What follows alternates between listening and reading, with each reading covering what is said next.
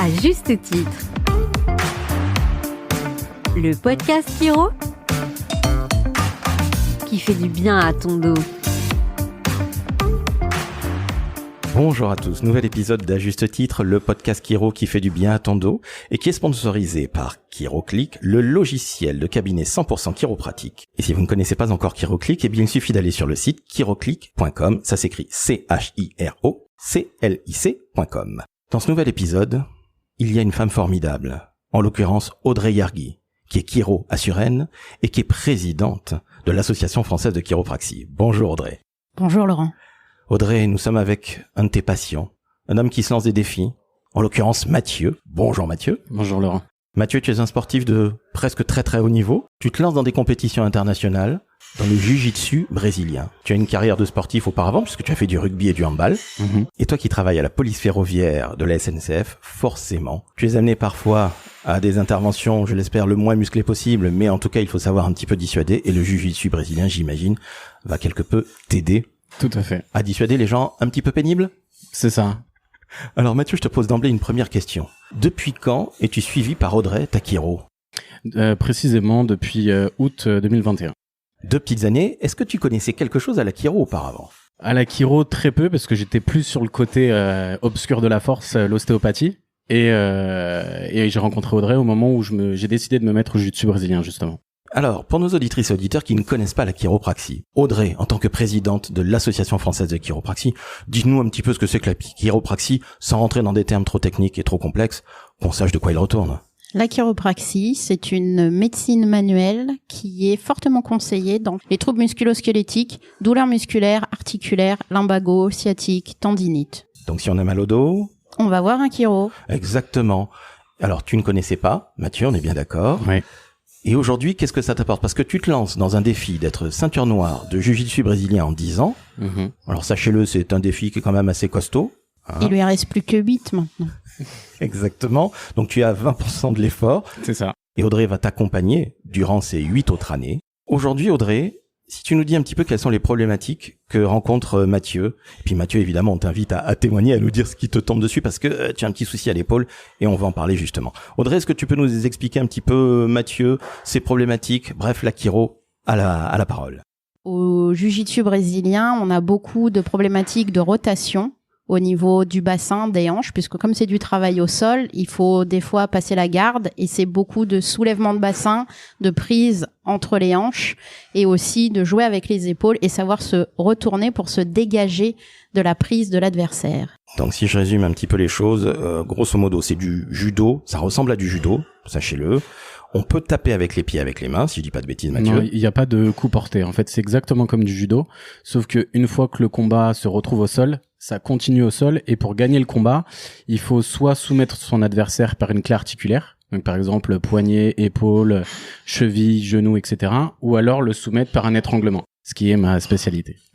Audrey, est-ce que c'est un sport où on se prend énormément de coups? Alors de coup, oui et non, mais ça demande un gros effort de tension et de force musculaire. Et du coup, on voit en compétition, notamment sur les compétitions internationales, où les patients peuvent venir voir les chiros au warm-up entre tous leurs combats, parce qu'à un moment donné, ils se trouvent soit les bras verrouillés en flexion, soit les jambes verrouillées en flexion, parce qu'ils ont tellement serré l'adversaire sur leur temps de combat précédent que le flux sanguin est un peu verrouillé et tous les muscles, on va dire, sont un peu ensuqués, on dira. Mathieu, ça doit faire abominablement mal tout ça.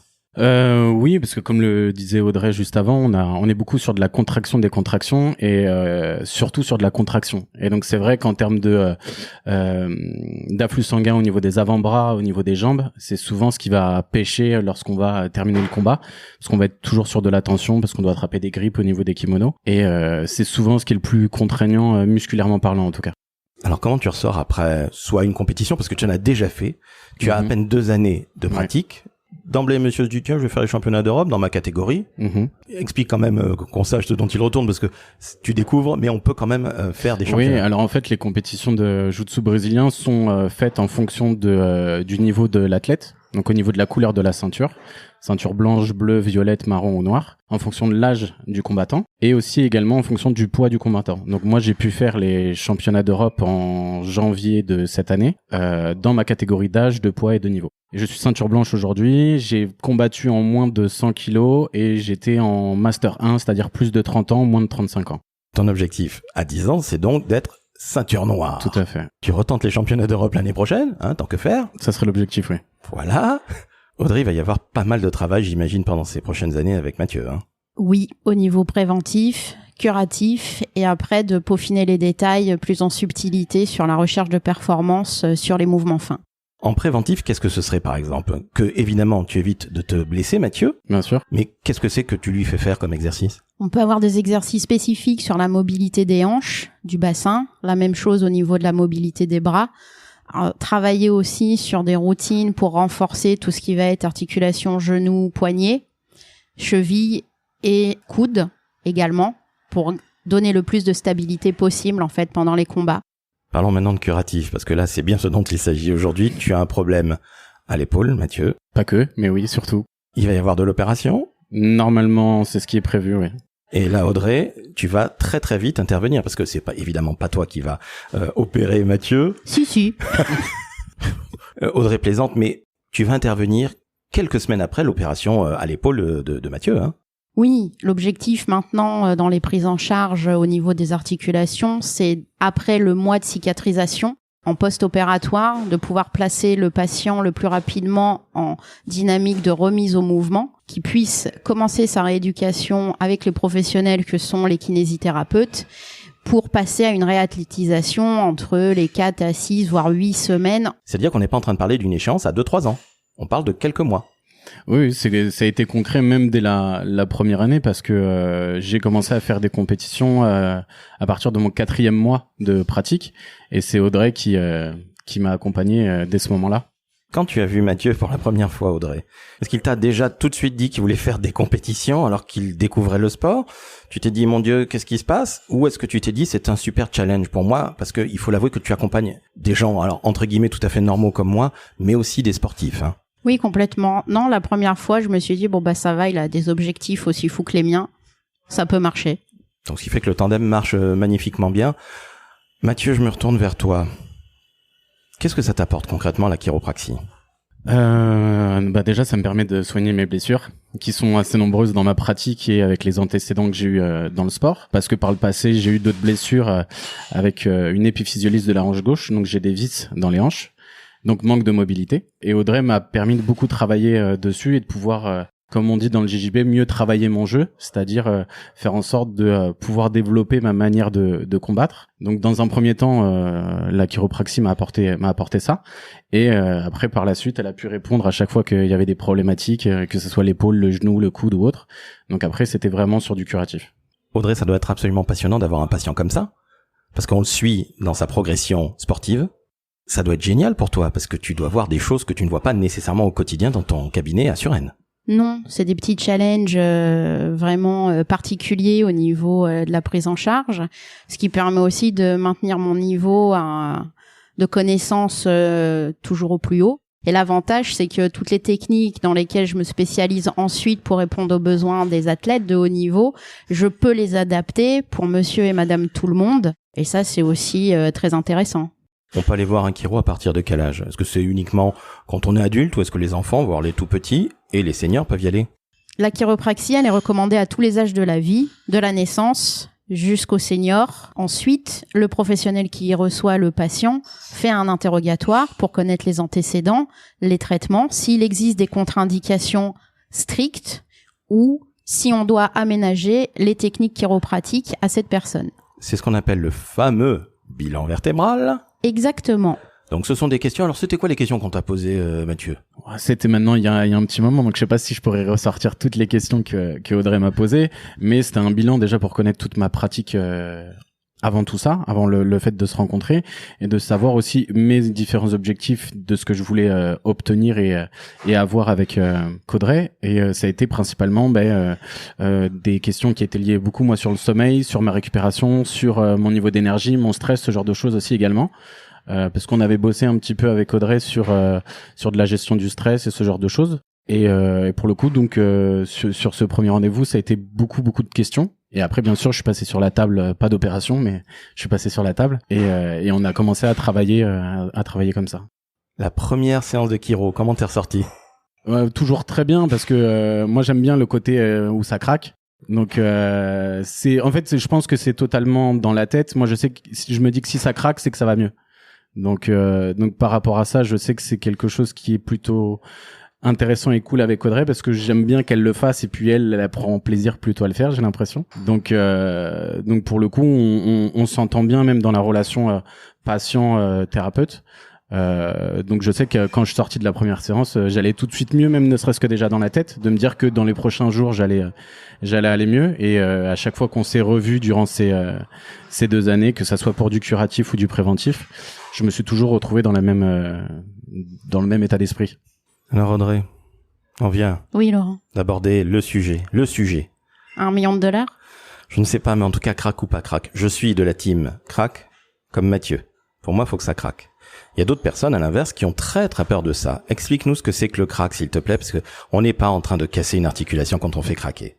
Non, le crack, alors ça va être un peu technique, mais si on l'explique très simplement, le crack, c'est une augmentation de pression qui crée une cavitation qui fait un pop, comme quand on ouvre une bouteille de champagne. Ok, donc on n'est pas en train de casser quoi que ce soit, on libère des gaz, c'est bien ça? C'est comme les gens qui se font craquer leurs doigts ou leur cou tout seul, sauf que là, c'est fait par des professionnels avec un objectif bien précis sur une zone extrêmement ciblée. Entendu. Je reviens au fameux bilan vertébral. Chers auditrices, chers auditeurs, vous avez énormément de chance. Du 16 au 21 octobre, vous allez pouvoir, en vous connectant sur le site chiropraxie.com, chiropraxie, je le rappelle, ça s'écrit chiropraxie.com, donc sur chiropraxie.com, entre le 16 et le 21 octobre, vous allez pouvoir prendre rendez-vous avec un chiropracteur et ce, partout en France. Donc allez-y, vous allez avoir droit à cette interview, cet interrogatoire, j'allais dire, par le professionnel, mais vous verrez, ça va vous faire du bien. Profitez-en. Je suis désolé pour cette parenthèse publicitaire, mais elle est extrêmement importante parce que je le dis toujours, moi j'ai découvert la chiropraxie par le plus grand des hasards il y a 10 ans et ça m'a changé la vie, voire sauvé la vie, moi qui avais toujours mal au dos. Donc toi Mathieu, ça t'aide à être encore plus performant. Toi qui vas bientôt passer sur le billard, est-ce que le fait de savoir que tu vas avoir un traitement post-opératoire très rapide en chiro, est-ce que ça te rassure ou est-ce que tu dis c'est une chance de plus pour moi pour être plus rapidement performant? Pour moi, je sais que ça m'enlève énormément de stress. À savoir qu'à la suite de mon opération, je vais pouvoir toujours être suivi par Audrey. Et connaissant son travail déjà depuis 2 ans, ça va me retirer une partie de stress où, si je n'avais été suivi par personne, et qu'à la suite de ça, je devais me faire suivre par un chiropracteur que je ne connais pas, bah, ça aurait pu me rapporter un stress supplémentaire. Que là, je sais comment elle travaille, elle me connaît en tant que patient, et elle sait tout de suite, elle s'est déjà renseignée sur l'opération qui allait se faire, et donc elle a déjà pu optimiser les prochaines séances qu'on allait pouvoir faire ensemble. L'optimisation de ces séances, c'est quelque chose qui est prévu en avant. Comment ça se passe très concrètement dans les coulisses, si je puis dire? Les coulisses, là c'est un peu ma pratique personnelle. Donc quand j'ai des objectifs un peu particuliers, que ce soit sur certains sports ou si les patients viennent et qu'il y a une opération qui est planifiée, j'aime bien personnellement savoir ce qui va se passer pour le patient, quelles vont être les suites, connaître exactement ce qui se passe en post-op, le temps de récupération, de cicatrisation naturelle qu'on laisse au corps pour se remettre de l'intervention, et ensuite creuser et chercher la meilleure approche, les meilleurs outils pour le plus rapidement possible pouvoir commencer à ramener le patient dans le mouvement. L'objectif pour toi, Mathieu, c'est de revenir dans les dojos peut-être. En tout cas, revenir sur le terrain d'ici combien de temps? Bah, dans ce qui est prévu, l'opération serait fin septembre, début octobre. Donc, avec 1 mois d'immobilisation, voire 6 semaines. Et à la suite de ça, entre 3 à 4 mois de rééducation. Donc, dans l'idéal, ça serait de pouvoir revenir en janvier pour pouvoir préparer les Europes à la fin du mois de janvier, début du mois de février. Et si jamais le timing est un peu trop court, ça serait d'aller taper les championnats de France au mois de juin directement, et donc me préparer de manière beaucoup plus optimale pour les championnats de France. Là, je suis sans voix. Quand je disais que c'était un homme qui se fixait des objectifs et des vrais, Audrey, je me répète encore une fois, mais ça doit être incroyable de travailler avec quelqu'un comme ça, un patient comme Mathieu, qui se donne des vrais objectifs, un peu fou, il faut bien l'avouer, puisque je le rappelle encore une fois, tu n'as pas de pratique du jiu-jitsu brésilien depuis très longtemps, ça fait à peine 2 ans, tu te lances championnat d'Europe, allez, championnat de France en juin, dans le pire des cas, donc d'ici quelques mois. Audrey, c'est incroyable quand même. Ce qui est intéressant quand on est sur des patients comme Mathieu qui ont ce type d'objectif, c'est qu'il y a la motivation aussi de bien faire les choses et pas de brûler les étapes. Donc après, il faut faire la différence entre l'objectif du patient et ce qui est raisonnablement possible de faire pour qu'il puisse continuer à pratiquer le sport qu'il aime le plus longtemps possible dans les meilleures conditions. Donc il y aura peut-être un moment où il faudra revoir le rétro-planning, mais ça, on pourra en parler une fois l'opération faite, une fois les 4 à 6 semaines de cicatrisation passées, une fois que la rééducation avec le kiné aura commencé, de faire un point à étape où on ira faire quelques exercices tests et on croisera les données et on verra avec son kiné ce qui est le mieux pour lui, ce qui est le plus raisonnable. Parfois, c'est mieux de partir en retard et être sûr d'arriver à l'heure. D'autant plus qu'il y a 2 belles échéances, donc février 2024 et juin. Donc c'est un peu demain. En plus ça, le temps passe très vite, donc effectivement ça sera demain. Mais après, comme l'a dit Audrey, moi je suis obligé de m'imposer un planning, on va dire serré, pour me mettre dans un certain état d'esprit mental en tant que sportif, pour justement aller accrocher des objectifs qui sont ceux-là. Maintenant, si effectivement la cicatrisation se passe moins bien ou est moins rapide ou d'autres aléas de la vie font que je dois reconsidérer ce planning, je le ferai bien entendu. Là, j'avais les championnats de France au mois de juin et j'ai pas pu les faire parce que 2 semaines avant, j'ai l'épaule qui est sortie 2 fois en 2 jours. Donc je me suis dit je vais pas les faire, mais ça m'a pas empêché de m'entraîner tout l'été avec une épaule dans la boîte à gants, comme on dit. Donc Mathieu, devant autant d'objectifs, je l'avoue un petit peu fou, moi qui ne suis pas du tout sportif, et je me dis après tout il faut des hommes et des femmes comme toi. Je trouve ça incroyable, donc je te félicite, et puis surtout je croise les doigts déjà pour l'opération. Merci. Pour les compétitions, parce que quelque part tu reviendras de blessure et peut-être que tu es au championnat d'Europe en février 2024, et puis 4 mois après, si malheureusement ça se passait mal, tu seras au championnat de France. Donc vraiment, il va falloir beaucoup de courage et puis beaucoup d'efforts. Et Audrey, il va falloir charbonner là, hein. Ouais, moi aussi, j'ai repris l'entraînement. Eh ben, merci beaucoup. Vous avez été absolument formidable. Merci à vous, Madame la Présidente, Audrey Gargui, la Présidente de l'Association Française de Chiropraxie. Merci à toi, Mathieu, l'homme fort, si je puis dire, de ce podcast. Je suis ravi d'avoir fait ta connaissance. On remercie le Café le Saint-Claude qui nous a accueillis un peu comme ça au Débeauté. Donc si vous entendez, ou si vous avez surtout entendu quelques bruits de percolateurs, eh bien non, on n'est pas en train de boire le café, on est en train de faire une véritable interview. Chères auditrices, chers auditeurs, je le rappelle, du 16 au 21 octobre, vous aurez droit à un bilan vertébral offert si vous allez vous inscrire sur chiropraxie.com. Allez-y, profitez-en, c'est l'occasion justement de rencontrer des chiropracteurs comme Audrey, et surtout vous allez voir que la chiropraxie fait un bien fou. Je te remercie Audrey, tu as été absolument passionnante et bon courage pour ces compétitions, ces 8 années de compétition qui vont arriver avec Mathieu. Non mais je suis très contente de faire les Europes dans un temps aussi court pour se préparer. J'adore ce genre de défi. Merci Laurent. Je t'en prie, une vraie femme de défi. Mathieu, j'ai envie de te dire break a leg comme on dit en Angleterre ou MERDE en français. Ouais, c'est ça, on peut dire ça. En tout cas, merci beaucoup. Merci à vous pour cette interview là aujourd'hui. Eh ben, tu le mérites. Chères auditrices, chers auditeurs, vous entendez des personnes formidables comme Mathieu, comme Audrey. Je le rappelle, c'est la présidente de l'Association Française de Chiropraxie, l'AFC pour les intimes. Donc quand on entend des gens aussi formidables que ça, qu'est-ce qu'on fait? On met 5 étoiles sur Apple Podcast, 5 étoiles sur Spotify, et même 6 étoiles, si on peut. Et surtout, vous mettez un commentaire, vous partagez, et vous allez découvrir que la chiropraxie, alors c'est peut-être pas aussi funky que le jiu-jitsu brésilien, le JJB pour les intimes. Eh bien, la chiro, ça fait du bien au dos, aux genoux, au cou. Et où, Audrey, aussi? Le poignet. Formidable. La cheville également. Bref. 5 étoiles Apple Podcast, 5 étoiles Spotify, un commentaire. Mathieu, tu as été formidable. Bravo à toi. Sincèrement, je suis ravi d'avoir fait ta connaissance. Audrey, Madame la Présidente, vous êtes au top comme à l'habitude. Merci Laurent. Avec plaisir. À une prochaine. À très très vite. Ciao, ciao.